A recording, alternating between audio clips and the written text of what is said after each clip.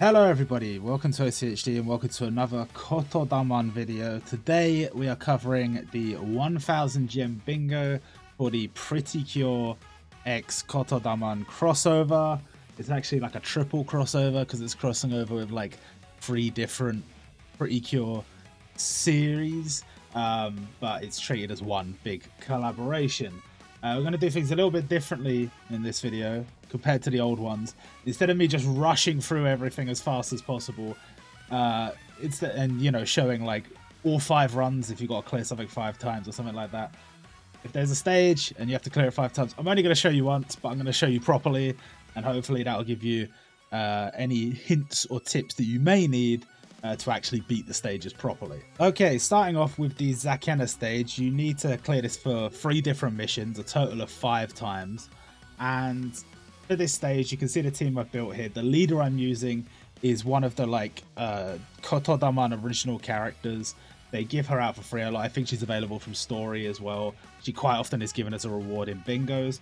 And she's a great 99 luck rainbow lead. You can use basically any team with her.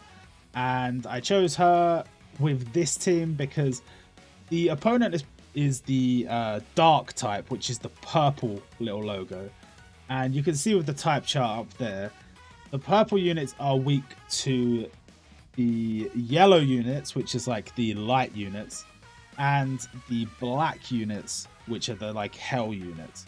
Now, the hell units, you might not have that many good ones, that's the only thing. So it might be better to use the light units, but light units also take boosted damage from dark units. Probably not an issue on this stage, if we're being honest, because this is quite an easy stage, but something to bear in mind. You can also just use, because any other type is going to be neutral to the dark units. So I've put a couple of dark units in, and they'll work just as well. It's mostly about countering the gimmick, and on this stage, the gimmick is the landmine. If you put something in there that is not resistant to landmine, then you will take some damage and it will change the hiragana you've put in there.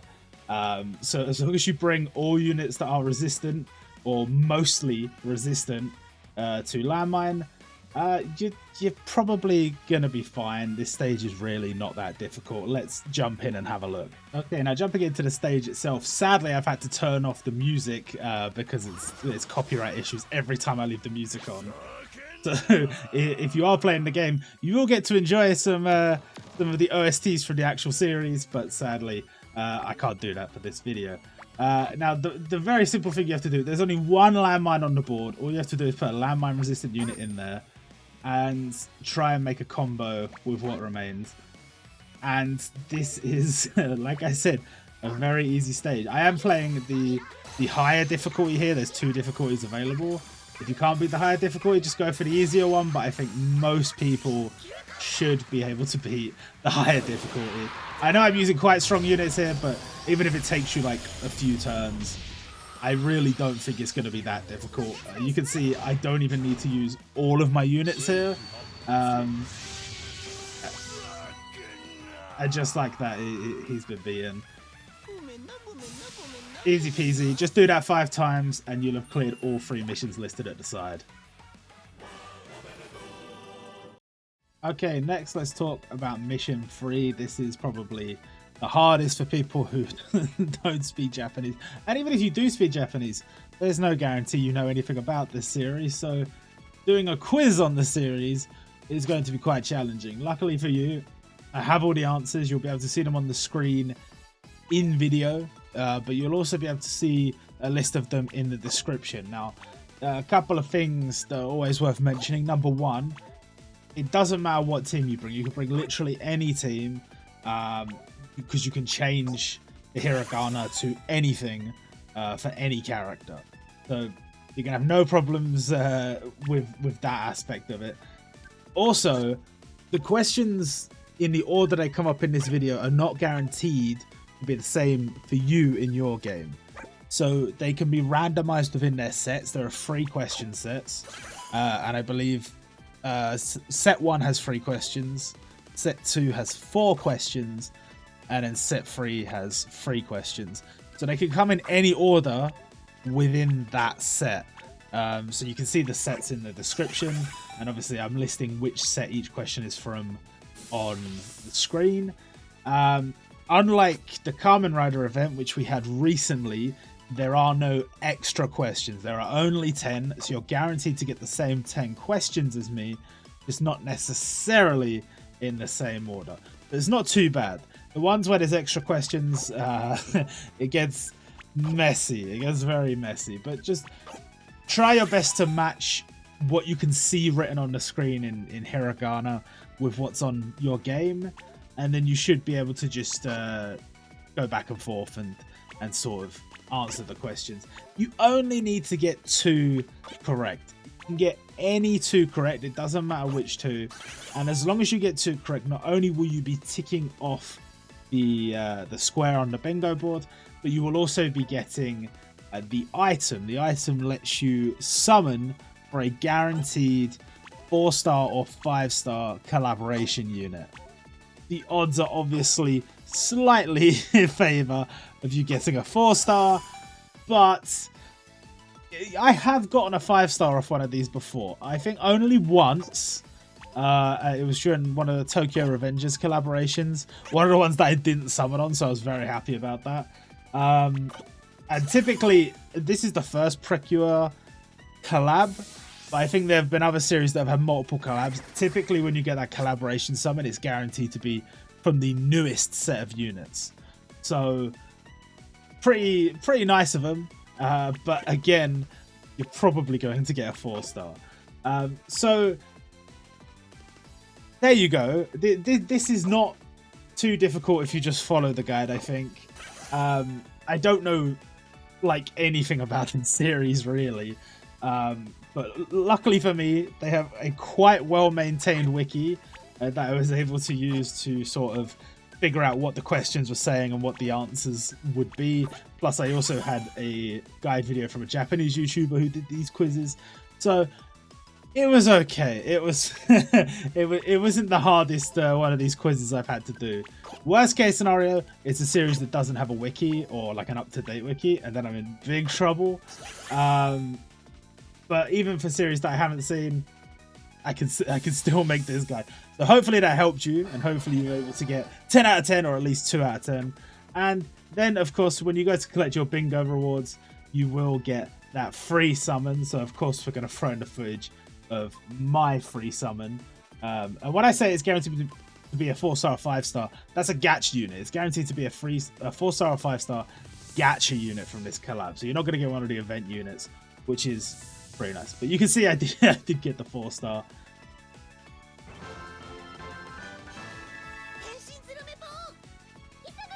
Most of you will get this unit. But there you go, moving on.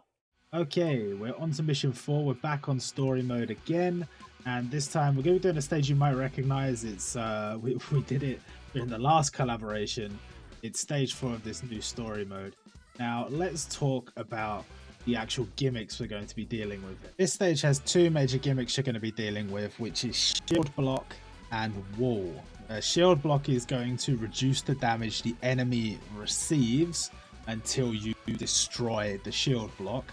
And you can do that by comboing through it.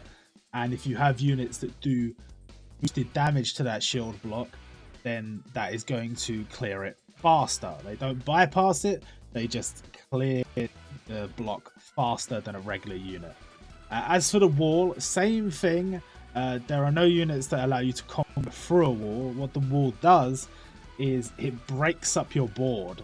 So if you had a word that was like 7 characters long and there was a wall in the middle, that word wouldn't count because everything would be stopping at that wall and then starting up again on that wall. You cannot combo through it, you can only combo to it.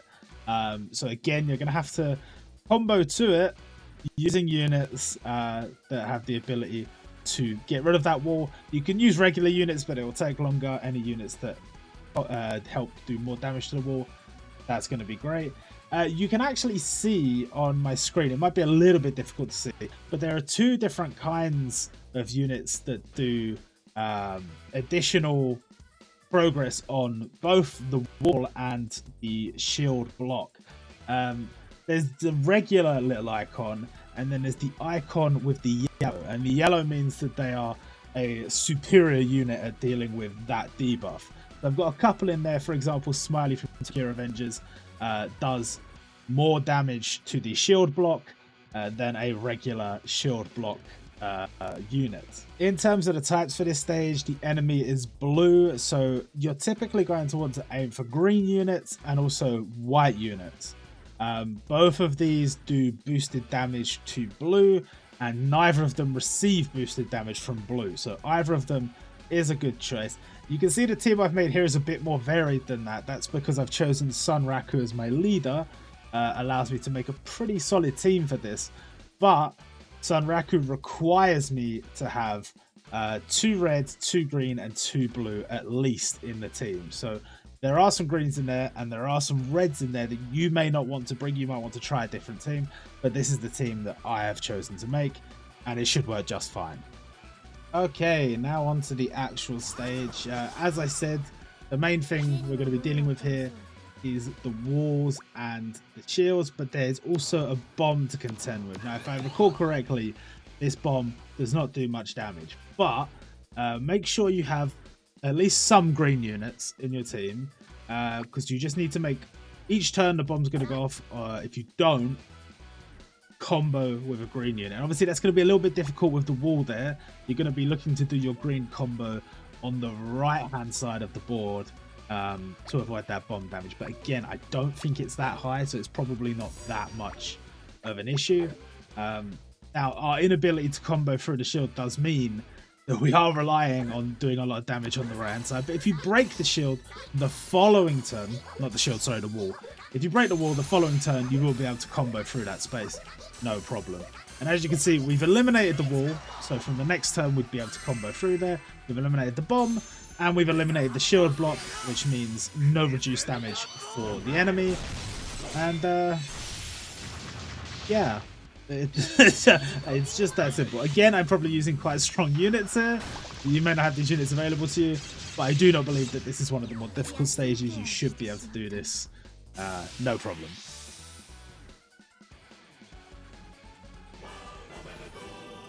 Okay, next up, mission 6 and 7. You have to clear the Bunbee daily stage 1 time and the Bunbee superclass stage 3 times. I'm going to show you on screen firstly how to get to the daily stage and then how to get superclass stage.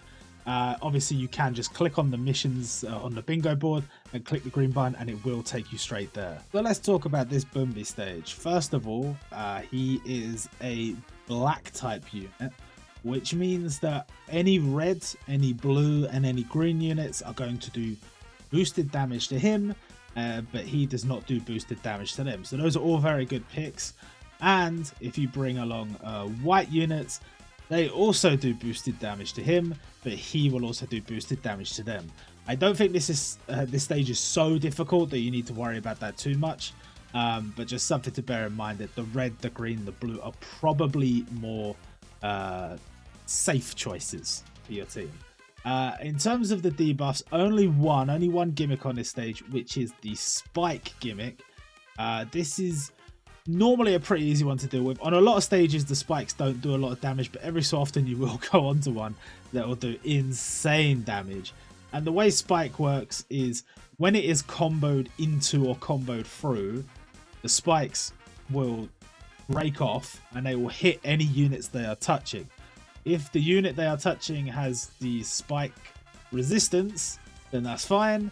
If they don't, you will take damage. And so the only real thing you need to consider when building for this stage is the types and have at least a few units that resist spikes. In this case, I'm using that Sun Raku again, which means I need 2 reds, 2 greens, 2 blues, but that actually works quite well for this stage. And I brought along a few white units as well because they're quite strong and I thought they would deal decent damage. Onwards to the actual stage, there was actually something I forgot to mention. We actually have a bomb to contend with here. Now, the bomb is a little bit different to the one we faced earlier, because even though it does look like it wants you to do purple units, that's not the case, and it wouldn't make sense for this stage anyway. What it wants you to do, this is a conditional bomb, it wants you to get combos of 4 or more. It wants you to do that 3 times, at least 3 times, within 3 turns. If you do that, then the bomb won't go off. If you don't, then the bomb will go off. We dealt with the spikes there. You can see I had spike resist units that meant they took 0 damage from those spikes as I comboed into it. So that wasn't a problem, but we didn't clear the bomb straight away. But you don't have to worry too much about clearing the bomb if you can defeat the boss before it goes off. If you can't, then make sure to get rid of the bomb. I don't know how much damage it does, but typically speaking, it's kind of high compared to regular damage you'll be receiving. So try and get rid of the bomb, but if you can't, try and kill him before it goes off. And as you can see, doesn't look like it's going to be that difficult. Pretty easy. Now just make sure to do that a total of at least 3 times on the super quest and at least once on the daily quest, and the missions will be complete. And next up we have mission 8, which is to clear the Orba daily stage 1 time. Now there are actually 2 of these. One gives the silver coins and one gives the gold coins. I do believe you can do either in order to clear this mission, but I recommend starting with the silver. I'm going to be showing the silver here because the gold one is a lot more difficult.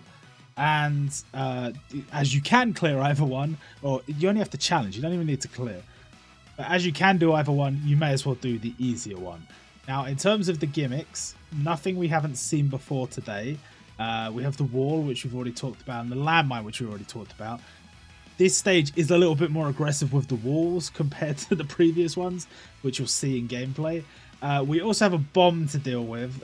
You need purple units for the bomb. You also need yellow units for later in the stage for the bomb. So bear that in mind, you will need both in your team. As you can see with the type matchups, Orba is a white unit, which means the yellow and the purple units are actually a very good pick for this stage. They do get the boosted damage without taking boosted damage.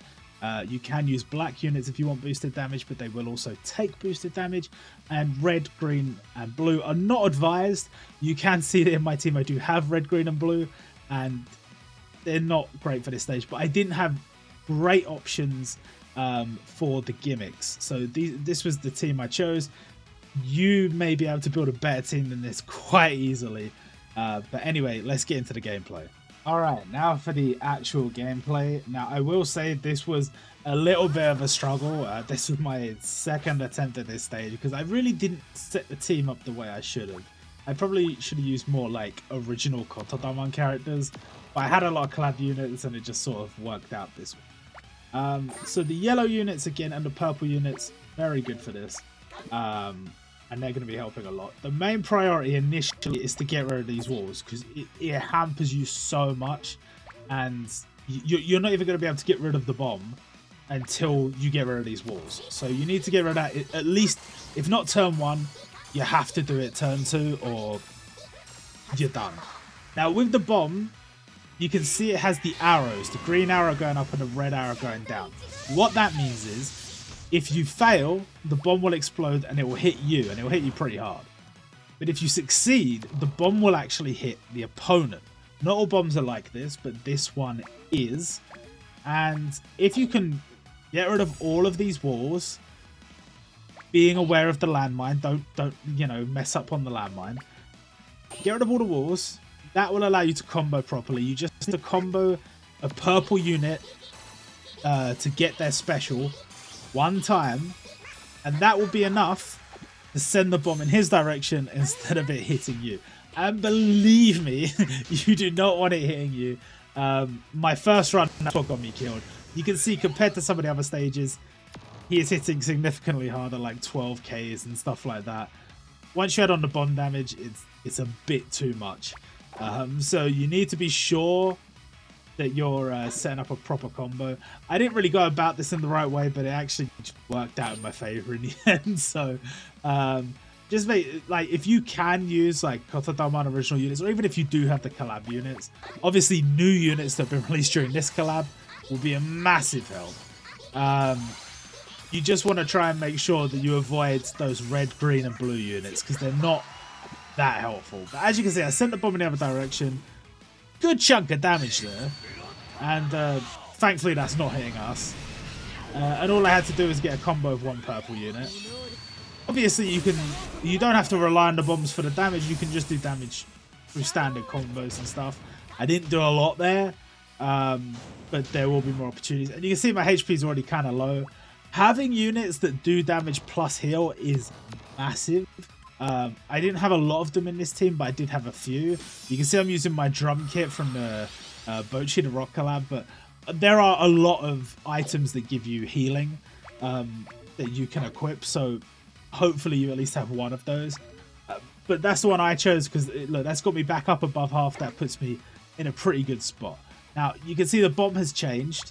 The bomb is yellow now, so I have to combo for a yellow unit, which I've already done, which is great, but I think you have to do it 2 times as opposed to the 1 for the initial bomb. So I will need another turn to get that bomb going for me. But just bear that in mind. If you don't have a yellow unit, then you can't fulfill that condition. So you need to bring purple and you need to bring yellow. And fortunately, I had a good stock of decent yellow units, so not too worried about that. And I bought this guy on a whim, random Kotodaman original unit. And it turns out he's got heal as well as damage. So I was pretty happy about that. Because he's set us up nicely there. The boss is low HP. Hitting me quite hard, yes, but low HP. And all I need to do is hit a yellow combo. You can see he's weakened now because we've pushed into a certain point in the battle. So all I had to do here is set up a nice combo with a yellow unit and try and do some additional damage. While I was pondering what I was going to do, the game gave me a suggestion. I just took it because why not? And you can see we got the yellow combo, 2 yellow units, just in case there was any problems there, but obviously there wouldn't be. And at this point, I knew the boss was done in, you know, weakened. He's about to take a load of hits. He's about to take the bomb as well. It's done. And yeah, stage clear. Easy peasy, not really, but job done. And now onto the final mission, Mission 9, clear the designated story mode stage 3 times. This stage we already covered in the last collaboration bingo video. We'll go into a bit more detail here, but you have to clear it 3 times. It's more challenging than the last story mode stage we did here, and there are a lot more debuffs to consider. Yes, we have the shield block, which we've covered already today. Yes, we have the landmine, which we've covered already today. But we also have this metamorphosis debuff, the one that turns your character into a little pixie. And this one is a little bit trickier to deal with because characters don't tend to have, I don't think at all, have passive abilities that can reduce this type of debuff because there's 2 different kinds, you see. And this kind of debuff has to be sorted out using a leader skill. So you need a leader character that is going to reduce the chance of you being affected by this debuff. Now, if a character gets turned into a pixie and you use them in a combo chain, instead of helping you, they'll help the opponent. So they might give them a buff or a heal or something like that, which you don't want. It can make stages that are not that difficult suddenly very difficult. So to avoid that, if you have a leader that reduces it, obviously there are various percentage chances you can get this particular leader I'm using here, which is like a free-to-play Kotodaman original unit. I think you can get them from like the Chronicle story mode. This character has an 80% reduction, so every unit, when they get put out onto the field, there's an 80% chance they will not be affected by this debuff. Normally, that'll be enough. You might get a couple of characters that get turned into pixies, but sometimes you could just ignore it. I mean, I think after 2 turns, it goes away on that unit. Or you might be able to use them and not fit them into a combo, make it so that they don't match up, so they don't give a buff to the enemy. Or even if it's near the end of the stage, you might just combo with them anyway and it'll be enough to get you over the line. But you have to bear in mind that when you choose a leader that reduces by whatever percent, I think it can go up as high as 100%. I don't know specifically for this debuff, but for many debuffs it goes up as high as 100%, which is completely immune, which is awesome. You also have to factor in the rest of their leader skill. So in this case, this leader boosts the HP and attack of the green units and the white units. So that's why I've got this team here. I've got a pretty good selection of units that reduce the various things we're going to be dealing with. But of course, that's not everything. There is going to be more to this stage. But the reason why this particular leader is good, as you can see if we look down at the type tables, the units we want to be bringing are green and white. Those are the two types that have benefit over blue. The enemy is blue. And so having a leader that boosts green and white, very, very handy. So now getting into the actual stage, I did mention there will actually be some additional things you have to deal with on this stage. In particular, we have the two little fire flame sprite thingies. If you kill either one without killing the other in the same turn, they will revive the other one at reduced HP. You also have multiple different kinds of barrier here. There is a barrier on the right hand enemy, which is sort of a damage reduction barrier. It basically means that each hit you're going to do is only going to do about 1 damage. And you have to hit multiple times because he's got, like, I don't know, like 10 health or something like that. It might be less than that. But he has not that much health. But because of the damage reduction, it's very difficult to hit him hard. So you need to hit him really hard, or you have to hit him multiple times to get his health down to 0. We also had the bomb, which I just cleared, which was for doing combos of green units. And the units on the left and in the center have another type of barrier, which is just the amount of hits you do will break the barrier, and then you can do damage to the opponent. So there's actually a lot of elements to this stage that make it very difficult. We did manage to get both of the flame sprites done first turn there, which is great. But the middle enemy, the boss, still has the combo shield up. So we're going to have to hit a couple of times before we're actually able to attack him and actually do damage. He is weakened now that both the flame sprites are gone, which is nice. And we have this little thing here. It's similar to the bomb. Basically, if you hit a combo, you will get an attack up. And if you fail, he will get an attack up. And obviously, we want the attack up. We don't want him to have the attack up. So you can see here, we've got the attack up. So even if we don't manage to break through the combo, we're okay. Next turn, we're going to kill him.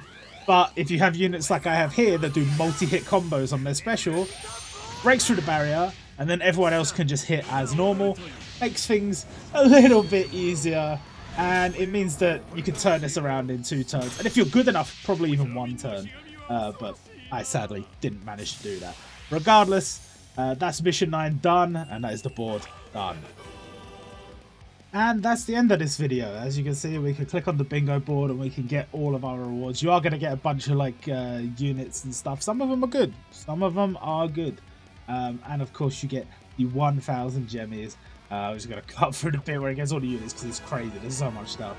And that's it. There is a second bingo board, but we don't do those on this channel. So that's the end of this video. I hope you guys enjoyed, and I'll see you all next time.